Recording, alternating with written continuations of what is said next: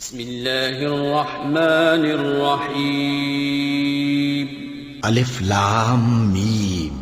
یہ کتاب یعنی قرآن مجید، اس میں کچھ شک نہیں کہ اللہ کا کلام ہے، پرہیزگاروں کے لیے رہنما ہے، جو غیب پر ایمان لاتے اور آداب کے ساتھ نماز پڑھتے اور جو کچھ ہم نے ان کو عطا فرمایا ہے اس میں سے خرچ کرتے ہیں، اور جو کتاب اے پیغمبر تم پر نازل ہوئی اور جو کتابیں تم سے پہلے پیغمبروں پر نازل ہوئیں سب پر ایمان لاتے اور آخرت کا یقین رکھتے ہیں۔ یہی لوگ اپنے پروردگار کی طرف سے آئی ہوئی ہدایت پر ہیں اور یہی لوگ کامیاب ہیں۔ جو لوگ کافر ہیں انہیں تم نصیحت کرو یا نہ کرو ان کے لیے برابر ہے، وہ ایمان نہیں لانے کے۔ اللہ نے ان کے دلوں اور کانوں پر مہر لگا رکھی ہے اور ان کی آنکھوں پر پردہ پڑا ہوا ہے اور ان کے لیے بڑا عذاب تیار ہے۔ اور بعض لوگ ایسے ہیں جو کہتے ہیں کہ ہم اللہ پر اور روز آخر پر ایمان رکھتے ہیں، حالانکہ وہ ایمان نہیں رکھتے۔ یہ اپنے خیال میں اللہ کو اور مومنوں کو دھوکہ دیتے ہیں، مگر حقیقت میں اپنے سوا کسی کو دھوکہ نہیں دیتے اور اس سے بے خبر ہیں۔ ان کے دلوں میں کفر کا مرض تھا، اللہ نے ان کا مرض اور زیادہ کر دیا اور ان کے جھوٹ بولنے کے سبب ان کو دکھ دینے والا عذاب ہوگا۔ اور جب ان سے کہا جاتا ہے کہ زمین میں فساد نہ ڈالو تو کہتے ہیں کہ ہم تو اصلاح کرنے والے ہیں۔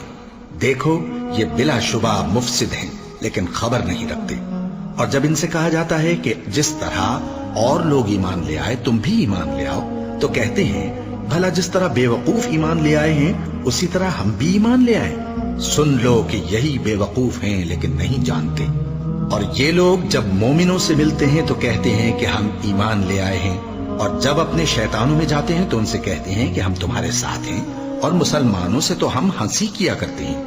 ان منافقوں سے اللہ ہنسی کرتا ہے اور انہیں مہلت دیا جاتا ہے کہ شرارت و سرکشی میں پڑے بہک رہے ہیں۔ یہ وہ لوگ ہیں جنہوں نے ہدایت چھوڑ کر گمراہی خریدی، تو نہ تو ان کی تجارت ہی نے کچھ نفع دیا اور نہ یہ ہدایت یاب ہی ہوئے۔ ان کی مثال اس شخص کی سی ہے جس نے شب تاریک میں آگ جلائی، جب آگ نے اس کے ارد گرد کی چیزیں روشن کی تو اللہ نے ان لوگوں کی روشنی زائل کر دی اور ان کو اندھیروں میں چھوڑ دیا کہ کچھ نہیں دیکھتے۔ یہ بہرے ہیں، گونگے ہیں، اندھے ہیں کہ کسی طرح سیدھے رستے کی طرف لوٹ ہی نہیں سکتے۔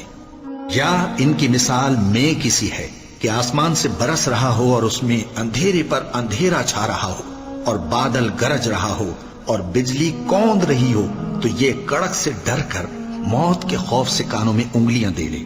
اور اللہ کافروں کو ہر طرف سے گھیرے ہوئے ہے، قریب ہے کہ بجلی کی چمک ان کی آنکھوں کی بصارت کو اچک لے جائے۔